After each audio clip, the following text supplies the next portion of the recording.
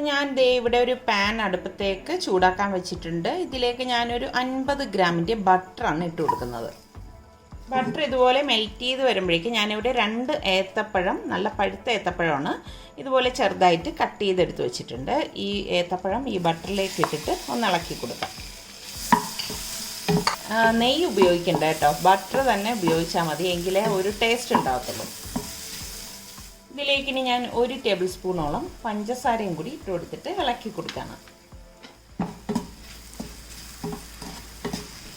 പഴം ഒന്ന് ഇതുപോലെ വാടി വരുന്ന സമയത്ത് നമുക്കിതിലേക്ക് പട്ട പൊടിച്ചത് 1/2 ടീസ്പൂൺ ഇട്ട് കൊടുക്കണം, അതായത് സിന്നമൺ പൗഡർ.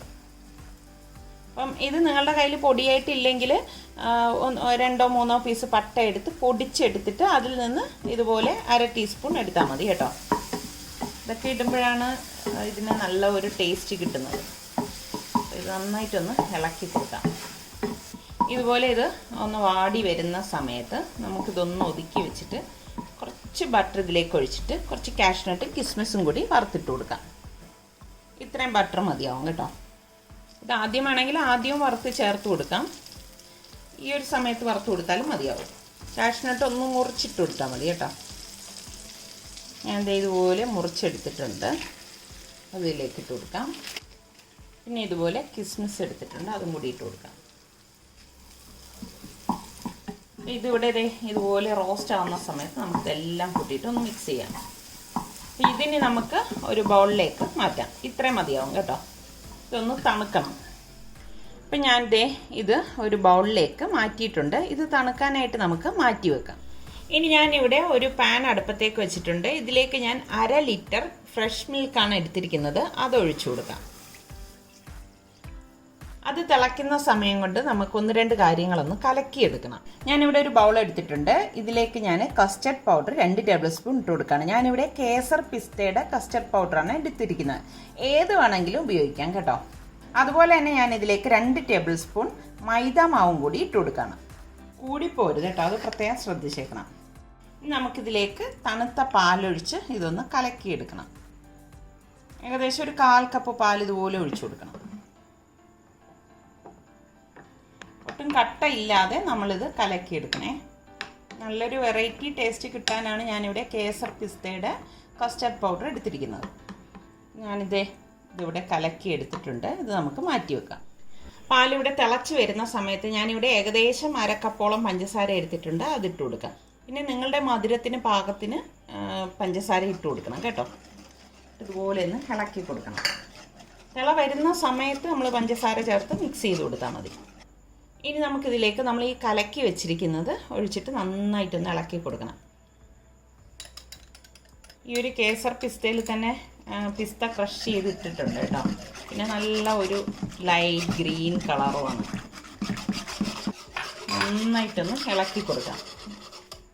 ഇതിനോടൊപ്പം തന്നെ ഞാനിവിടെ ഏകദേശം 1 ടേബിൾ സ്പൂണോളം ബട്ടർ എടുത്തിട്ടുണ്ട്, അതും കൂടി ഇട്ടിട്ട് മിക്സ് ചെയ്ത് കൊടുക്കണം. ഇതിൽ ഈ ചൂടായ ഈ ഒരു മിൽക്കിൽ കിടന്നിട്ട് ബട്ടർ പെട്ടെന്ന് മെൽറ്റ് ആയിക്കോളും കേട്ടോ. ശരിക്കും ഇതൊന്ന് കുറുകി വരണം കേട്ടോ, കട്ടയില്ലാതെ വേണം നമ്മളിത് കുറുക്കിയെടുക്കാനുള്ളത്. ഇതിപ്പോൾ കണ്ടോ, അതേ ഇവിടെ തിള വന്നിട്ട്, അതായത് ഇതെല്ലാം റെഡിയായി ഇവിടെ വന്നിട്ടുണ്ട്. ഈ ഒരു തിക്നെസ്സാണ് വേണ്ടത്. അതാ ഞാൻ പറഞ്ഞത്, നമ്മളെടുത്ത അത്രയും പൊടിയെ ഈ 500 ലിറ്റർ മിൽക്കിന് വേണ്ടിയിട്ട് നമ്മൾ എടുക്കാവൂ. കൂടിപ്പോയി കഴിഞ്ഞാൽ അത്ര അത് ശരിയാകത്തില്ല കേട്ടോ. അപ്പോൾ ഇത്രയും മതിയാവും. ഈ ഒരു കുറുകലാണ് നമുക്ക് വേണ്ടത്. ഇതാണ് ഇതിൻ്റെ ഒരു കൺസിസ്റ്റൻസി എന്ന് പറയുന്നത് കേട്ടോ.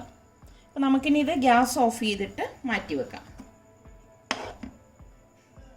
പിന്നെ നമുക്ക് വേണ്ടത് മേരി ബിസ്ക്കറ്റാണ്. അപ്പോൾ നിങ്ങളുടെ കയ്യിൽ ആരോറൂട്ടിൻ്റെ ബിസ്ക്കറ്റ് ഉണ്ടെങ്കിൽ അതെടുത്താലും മതി കേട്ടോ. അതിനൊരു കണക്കൊന്നുമില്ല, നമുക്ക് എത്രയാണോ വേണ്ടത് അതിനനുസരിച്ച് എടുത്താൽ മതി.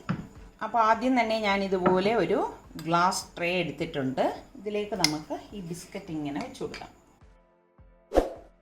ബാക്കിയിരിക്കുന്ന ബിസ്ക്കറ്റ് നമുക്ക് ഇതുപോലെ പൊടിച്ച് ഇതിൻ്റെ മീതെ ഇതുപോലെ ഇട്ട് കൊടുക്കണം. അതായത് ആ ഗ്യാപ്പ് ഉള്ളിടമൊക്കെ ഒന്ന് ഫില്ലാവും. അപ്പോൾ ഞാൻ ഇവിടെ ബിസ്ക്കറ്റ് ലെവൽ ചെയ്ത് നിരത്തിയിട്ടുണ്ട്. അതിന് മീതെ കുറച്ച് ബിസ്ക്കറ്റ് ഇതുപോലെ ഒന്ന് പൊടിച്ചിട്ട് കൊടുത്തിട്ടുണ്ട്. ഇനി നമുക്ക് കുറച്ച് പാൽ ഇതിലേക്കൊന്ന് ഒഴിച്ചു കൊടുക്കണം. ഈ ബിസ്ക്കറ്റ് കുതിരാൻ പാകത്തിനാണ് നമ്മൾ പാൽ ഒഴിച്ചു കൊടുക്കുന്നത് കേട്ടോ. ഇനി നമുക്ക് ഈ റെഡിയാക്കി വെച്ചിരിക്കുന്ന ഈ പഴത്തിൻ്റെ മിക്സിങ് കുറേശ്ശെ ഇതിൻ്റെ മുകളിലേക്ക് വെച്ചിട്ട് ലെവൽ ചെയ്ത് കൊടുക്കാം. ഇതുപോലെ ഒന്ന് ലെവൽ ചെയ്ത് കൊടുക്കണം. നമുക്ക് ഈ തയ്യാറാക്കി വെച്ചിരിക്കുന്ന ഈ കസ്റ്റാർഡിൻ്റെ കൂട്ടുണ്ടല്ലോ, അത് നന്നായിട്ടൊന്ന് ഇളക്കിയിട്ട് ഇതിലേക്ക് ഒഴിച്ചു കൊടുക്കാം. എല്ലായിടത്തും ഒന്ന് ലെവൽ ചെയ്ത് കൊടുക്കണം. ഇനി ഇതിന് മുകളിലേക്ക് നമുക്ക് കുറച്ച് ഡെസിക്കേറ്റഡ് കോക്കനട്ട് ഒന്ന് വിതറി കൊടുക്കണം. ഇത് ഇങ്ങനെ ലെവലായി വരത്തക്ക രീതിയിൽ ഒന്ന് ഇതുപോലെ ഒന്ന് വിതറി കൊടുത്താൽ മതി. ഇനി ഇതിന് മുകളിലേക്ക് നമ്മളുടെ ഈ പഴം വാട്ടിയത് ഇതുപോലെ ഒന്ന് ഇട്ട് കൊടുക്കാം. ഡെസേർട്ട് ആയതുകൊണ്ടാണ് നമ്മളിത് വഴറ്റാൻ വേണ്ടിയിട്ട് ബട്ടർ ഉപയോഗിച്ചത് കേട്ടോ. നെയ്യ് ഉപയോഗിച്ചാൽ അത്ര ഒരു ടേസ്റ്റ് കിട്ടത്തില്ല, അതുകൊണ്ടാണ്. അപ്പോൾ ഇതൊന്ന് മാറ്റി വെക്കാം. ഇനി നമുക്കൊരു കാര്യം കൂടി ഇതിലേക്ക് ചേർക്കാനുണ്ട്. ഇനി ഞാനിവിടെ 500 ഗ്രാമിൻ്റെ വിപ്പിംഗ് ക്രീം എടുത്തിട്ടുണ്ട്. അത് ഞാൻ ഒരു ബൗളിലേക്ക് ഇട്ടിട്ട് ഒന്ന് വിപ്പ് ചെയ്തെടുക്കുകയാണ്. അപ്പോൾ നമ്മളിത് വിപ്പ് ചെയ്യാൻ എടുക്കുന്നതിന് മുൻപ് ഏകദേശം 1 മണിക്കൂർ മുമ്പ് നമ്മൾ ഫ്രീസറിൽ നിന്ന് ഇത് താഴെ ഫ്രിഡ്ജിൽ എടുത്ത് വെക്കണം കേട്ടോ. അതിന് ശേഷമേ ഇതുപോലെ ഒരു ബൗളിലേക്ക് ഇട്ടിട്ട് വിപ്പ് ചെയ്തെടുക്കാവൂ. നമ്മളിത് വിപ്പ് ചെയ്യുന്നത് സ്ലോ സ്പീഡിൽ ഇട്ടിട്ടാണ് സ്പീഡ് കൂട്ടി കൊടുക്കുന്നത്. ഇത്രയും മതിയാവും. ഇതിവിടെ തിക്കായി വന്നിട്ടുണ്ട്. അപ്പം നമുക്കിതിൽ നിന്ന് കുറച്ചെടുത്ത് മറ്റൊരു ബൗളിലേക്ക് മാറ്റാം. ഇതിലേക്ക് ഞാൻ കുറച്ച് റെഡ് ഫുഡ് കളറ് ഇട്ട് കൊടുക്കുകയാണ്. ഞാൻ എപ്പോഴും പറയുന്ന പോലെ പെർമിറ്റഡ് ഫുഡ് കളർ തന്നെ യൂസ് ചെയ്യണം കേട്ടോ. നല്ല ഒരു കളറിൽ കിട്ടിയിട്ടുണ്ട് നമുക്ക്. അപ്പം നമുക്കിനി ആ പുഡിങ്ങിൻ്റെ മുകളിലേക്ക് ഇതൊഴിച്ചൊന്ന് ലെവൽ ചെയ്ത് കൊടുക്കണം.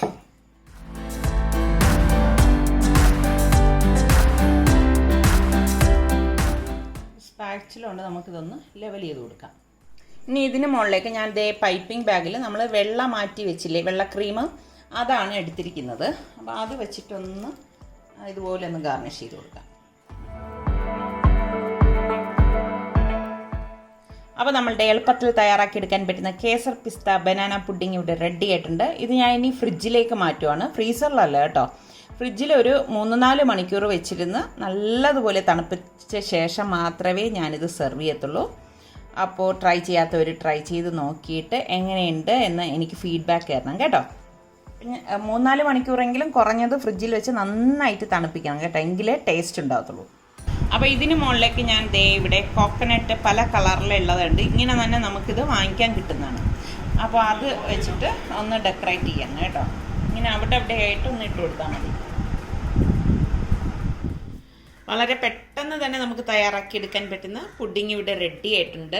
അപ്പോൾ ഇത് ട്രൈ ചെയ്യാത്തവർ ഈ രീതിയിലൊന്ന് ട്രൈ ചെയ്ത് നോക്കിയിട്ട് ഫീഡ്ബാക്ക് തരണേ. അതുപോലെ തന്നെ നമ്മളുടെ സലു കിച്ചൻ ഇനിയും സബ്സ്ക്രൈബ് ചെയ്യാത്തവരുണ്ടെങ്കിൽ ഈസി റെസിപ്പികൾക്കായി സലു കിച്ചൻ സബ്സ്ക്രൈബ് ചെയ്യാൻ മറന്നു വരുത് കേട്ടോ.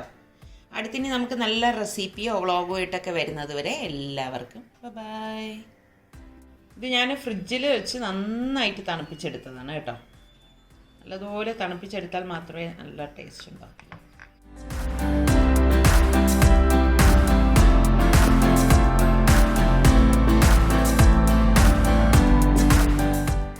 കണ്ടോ, ഇങ്ങനെയാണ് ഈ പുഡിംഗ് ഇരിക്കുന്നത്. നല്ല സോഫ്റ്റ് ആയിട്ടുള്ളൊരു പുഡിങ്ങാണ് കണ്ടോ. ഇങ്ങനെയുണ്ട്, അടിപൊളി. ഇത് നല്ല കടിക്കാനായി കിട്ടുന്ന എന്താണ്? വീഡിയോ കാണുമ്പോൾ മനസ്സിലാക്കിയാൽ മതി എന്താണ്. അടിപൊളി.